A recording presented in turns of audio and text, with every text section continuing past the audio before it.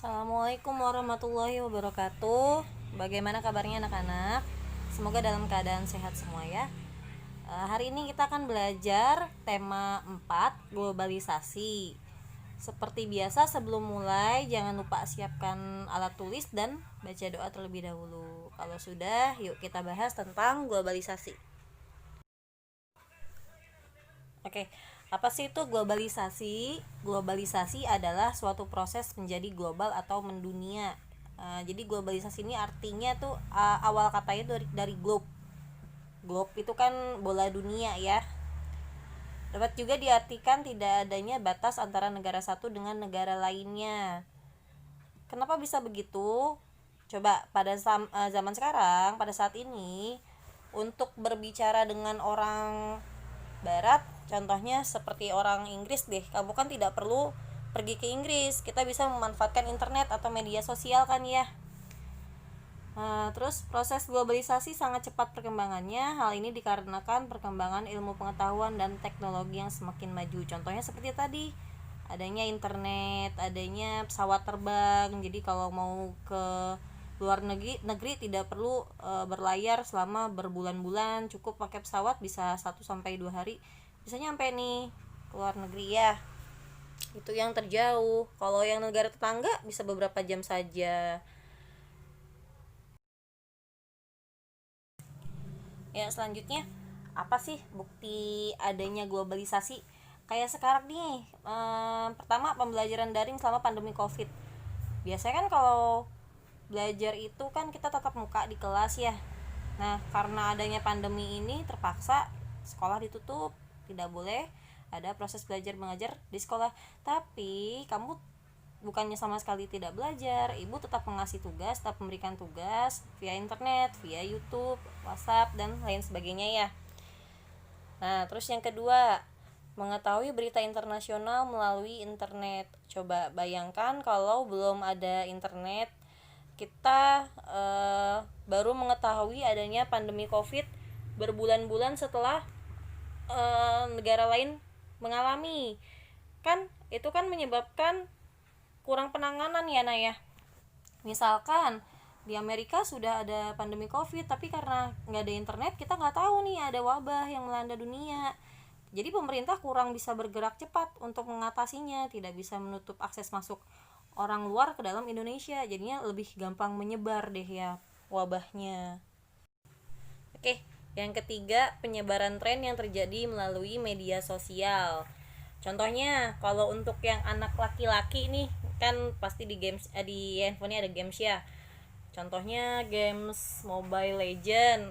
Nah, kamu kan kalau main games itu tidak main sendiri kan, melainkan main sama orang lain nih secara online. Bisa jadi orang yang kamu ajak main itu bukan orang Indonesia, tapi orang luar negeri nih.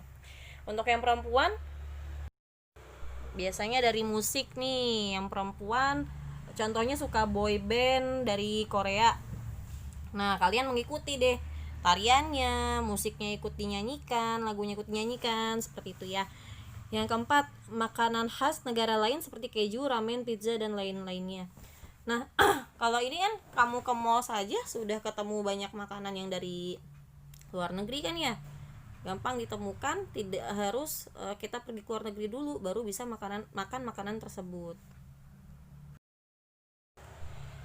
Bukti globalisasi yang ibu sebutkan tadi tentu saja mempunyai dampak bagi masyarakat, bisa berdampak positif dan negatif. Jadi globalisasi itu menyebabkan perubahan nih yang terjadi pada masyarakat. Coba kita pertama bahas untuk dampak positifnya. Yang pertama, dapat mengembangkan berbagai ilmu pengetahuan dan teknologi. Jadi contohnya ibu untuk mempelajari cara membuat video seperti ini belajarnya dari berbagai sumber, dari YouTube, dari Google. Yang kedua, perdagangan tidak mengenal batas negara dan lebih luas. Jadi kalau kita berdagang secara online, bisa saja yang beli itu orang dari Malaysia, orang dari Singapura. Jadi dimudahkan ya, tidak ada batas-batas, hanya bisa berjualan di sekitar tempat tinggal kita saja, di Cibinong saja, di Bogor saja, tidak begitu ya, bisa keluar negeri juga. Yang ketiga, Yang ketiga, memudahkan berbagai kegiatan manusia. Contohnya seperti yang kita lakukan sekarang ini, untuk belajar nggak sama ibu nih, nggak ketemu ibu tatap muka, tapi kamu masih tetap bisa mendapatkan ilmu via YouTube, via WhatsApp gitu ya. Atau kalau mau nyari sumber belajar lain bisa pakai Google, tidak perlu nyari buku di perpustakaan. Yang keempat, berbagai budaya asing memperkaya budaya lokal. Contohnya dalam pernikahan deh. Nah, kalau zaman dulu untuk kostum pernikahan budaya Jawa itu yang laki-laki kan memakai kain bawahnya ya, terus atasnya bertelanjang dada. Nah, kalau pada zaman sekarang kebaya yang digunakan perempuan, pengantin perempuan, dikombinasikan dengan jas yang asalnya dari budaya Eropa nih untuk laki-laki. Jadi yang perempuan tetap pakai kebaya, tapi yang laki-laki dimodifikasi, tidak lagi bertelanjang dada nih, melainkan pakai jas. Yang kelima, menambah wawasan masyarakat. Nah, dengan adanya internet, terus media televisi dan lain sebagainya, ini memperbanyak wawasan masyarakat dalam berbagai hal. Contohnya, dalam usaha saja. Tadinya kan sebelum ada internet, orang hanya berjualan atau berusaha itu, berdagang itu ya sama kayak kita ya, belajar tatap muka. Tapi kalau sekarang orang berjualan bisa secara online, penjual tidak mesti ketemu sama pembelinya, bisa langsung barangnya dikirim juga ke rumah. Itu mempermudah ya, jadi ya menambah wawasan juga. Selain dampak positif, globalisasi juga punya beberapa dampak negatif.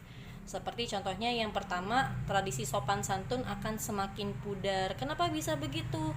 Ya karena saking banyaknya kita mengkonsumsi atau menyaksikan nih budaya asing yang ngomongnya itu frontal, tidak sopan, sama yang lebih tua bisa saja manggil namanya, tidak pakai Pak, Bu, atau panggilan hormat seperti di negara kita ya. Jadi ya kita lama-kelamaan akan mengikuti, padahal kebiasaan seperti itu tidak baik.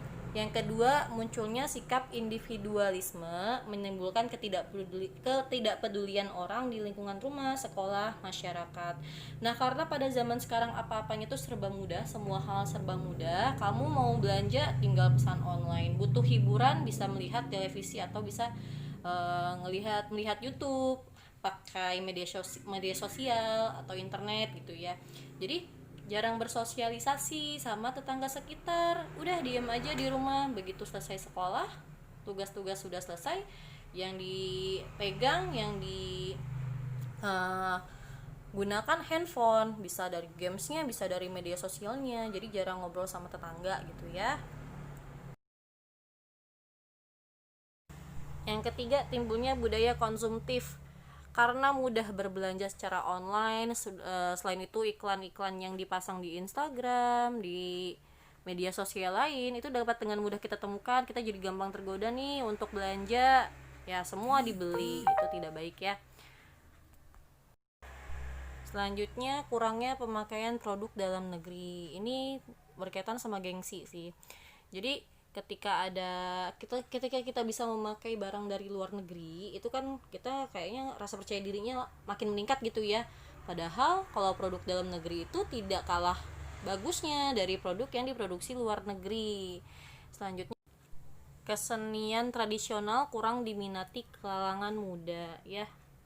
Gampang kelihatan ya dari media TV saja, kan lebih banyak yang ditampilkan itu tari-tarian dari luar negeri, K-pop seperti itu ya.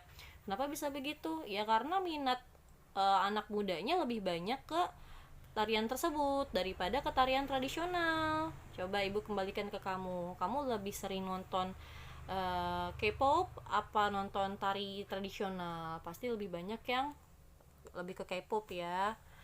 Yang keenam, masuknya perusahaan asing mematikan pedagang lokal dan mencemari lingkungan.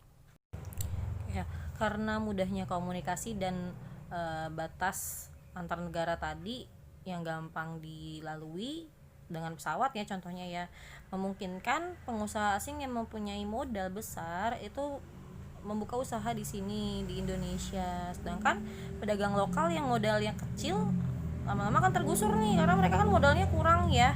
Jadi tenaga kerja yang dipakai itu banyaknya bukan ke perusahaan lokal melainkan ke perusahaan asing. Mereka pun belum tentu tinggal di sini orang asingnya, bisa saja masih di negara yang masing-masing, hanya saja mempunyai usaha di sini. Nah, mereka dengan mudah dapat memantau kegiatan usahanya karena sekarang tuh ada internet, bisa dipantau dari negara asalnya masing-masing. Seperti itu ya.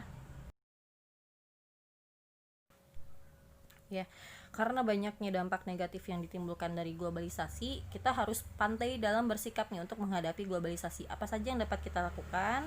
Yang pertama, menyeleksi pengaruh baik dan buruk. Jadi ketika kamu menyaksikan sesuatu di internet, terus kamu, ih kok begini sih bahasanya kasar, ih kok begini sih pakaiannya terbuka sekali, ya sudah, nah tinggalkan. Tinggalkan yang buruk, dan kamu harus bisa memilih yang baik. Kamu uh, tonton, yang baik kamu pelajari, kalau yang buruk ditinggalkan, tidak usah dilihat lagi. Nah, mungkin sulit ya untuk anak usia umur kalian. Oleh karena itu, untuk penggunaan internet baiknya kalian ini masih didampingi dengan orang tua gitu ya. Yang kedua, sikap waspada dan antisipatif.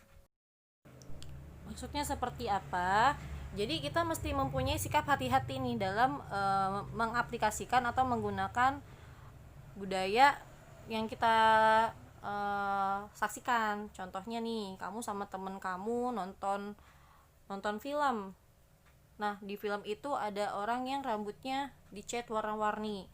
Terus temen kamu bilang, ih keren deh, kita kayak gitu yuk, rambutnya kita warnain yuk. Nah, kamu harus bisa hati-hati, kamu harus bisa memilih. Seperti kalau misalkan budaya yang seperti itu kita tiru, kira-kira baik nggak? Manfaatnya ada nggak buat kita? Gitu ya. Jadi jangan gampang ikut tren atau ikut budaya gitu ya. Mesti kita pilih-pilih dulu, mesti kita mempunyai sikap hati-hati dulu, baik atau tidak nih untuk diri kita sendiri. Yang ketiga, harus mempertebal rasa nasionalisme. Ya, balik lagi tadi ya, karena banyaknya tontonan dari luar negeri yang menggambarkan budaya-budaya mereka, ada yang baik dan ada yang tidak. Itu kan tidak bisa semua-muanya kamu ambil ya, Naya. Contohnya nih, kamu nonton atau mendengarkan lagu dari mana ya, Malaysia misalnya. Bahasa Malaysia sama bahasa Indonesia kan beda ya, karena kamu suka banget, kamu terus-terusan pakai bahasa Malaysia. Bahkan untuk orang yang nggak ngerti pun kamu pakai bahasa Malaysia, kan nggak boleh seperti itu ya. Ya, yang keempat dan kelima nih hampir-hampir mirip nih ya, mengimbangi perkembangan iptek dengan keimanan dan ketakwaan. Dan yang kelima, mempertahankan nilai-nilai kepribadian bangsa.